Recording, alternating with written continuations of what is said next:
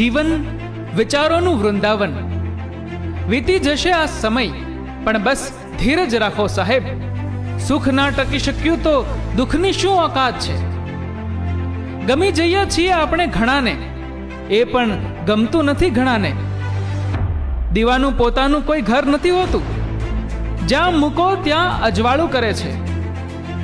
જિંદગી ત્યારે સફળ ગણાય જ્યારે તમારો પરિચય તમારે ના આપવો પડે.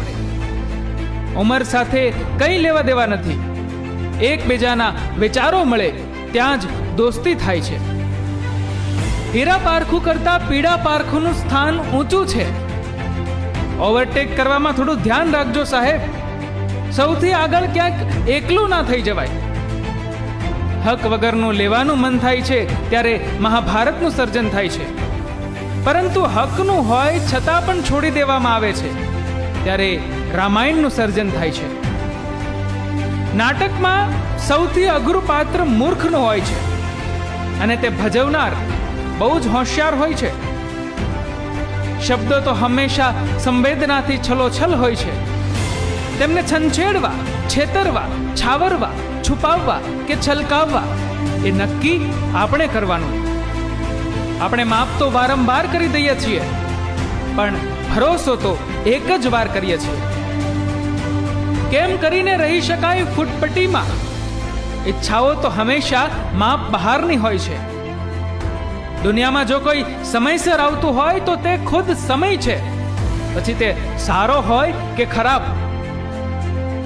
ખોવાઈ ગયેલી વ્યક્તિ મળી શકે, પણ બદલાઈ ગયેલી વ્યક્તિ ક્યારેય મળતી નથી.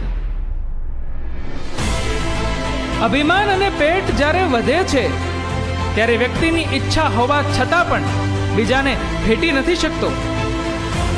જબરી ચીજ બનાવી છે ધન, મોટા ભાગનાનું ભેગું કરવામાં જ નિધન થઈ જાય છે.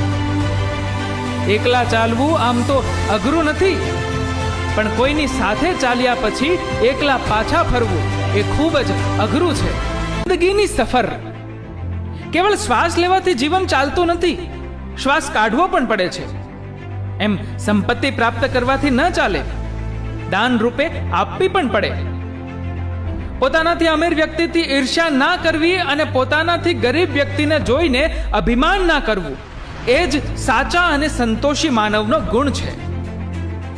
મોજીલા લોકો ગમતું બધું નથી પામતા, પણ જે હોય તેમાંથી મોજ લઈ લે છે. બાબતોની અવગણના કરવાની કાબિલિયત હાંસલ કરવી એ મનની શાંતિ પ્રાપ્ત કરવાના શ્રેષ્ઠ ઉપાય છે. તારે જો નિરંતર સુખી જીવન ગાળવું હોય તો જગતના બધા વ્યવહાર તારી મરજી મુજબ ચાલે એવી ઈચ્છા કરીશ નહીં. ચમત્કાર કરતા નમસ્કારની અસર સારું પરિણામ આપશે. જો બે ચહેરા જ રાખવા હોય તો કમસે કમ એક ચહેરો તો પોતાનો અને પ્રામાણિક હોવો જોઈએ. જુવાનીમાં કરેલા અતિરેકનું આપણે ઘડપણમાં ભોગવવું પડે છે. સારો સમય ટકતો નથી તો ખરાબ સમય પણ નહીં ટકે. દુઃખ એ વાતનું છે કે સારા માણસો વારંવાર નહીં મળે, જ્યારે દુષ્ટો તો જ્યાં ત્યાં અથડાયા જ કરશે. દરેક સવાર એક સંદેશ લઈને આવે છે. શું થઈ ગયું તે યાદ કરવા કરતા શું થઈ શકે છે તે જીવનનો રસ્તો બની શકે છે. આપણે ધન સુખલાલ હોઈએ પરંતુ તન સુખ, મન સુખ કે દિલ સુખ ના હોઈએ તો એકલા ધનથી શું ફાયદો? આપણે જે પણ કરીએ છીએ તેને આપણી વિચારસરણીએ બનાવ્યા છે. તેથી તમે શું વિચારો છો એક ખાસ ધ્યાનમાં રાખવું.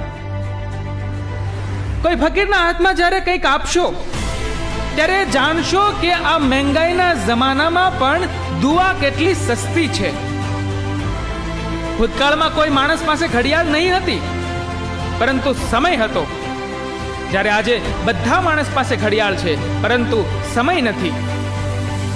જિંદગીની સૌથી મોટી ભૂલ એ કે છેલ્લી કરેલી ભૂલમાંથી કોઈ બોધપાઠ લીધો નહીં. જવું હોય તો જા જિંદગી, મારે તો હજી વાર છે. મિત્રો, જો આ વિડીયોમાંથી તમને કંઈક જાણવા મળ્યું હોય તો લાઈક, શેર અને આ ચેનલને સબસ્ક્રાઇબ જરૂર કરજો અને તમારા કિંમતી મંતવ્ય નીચે આપેલા કમેન્ટ બોક્સમાં જરૂર જણાવજો.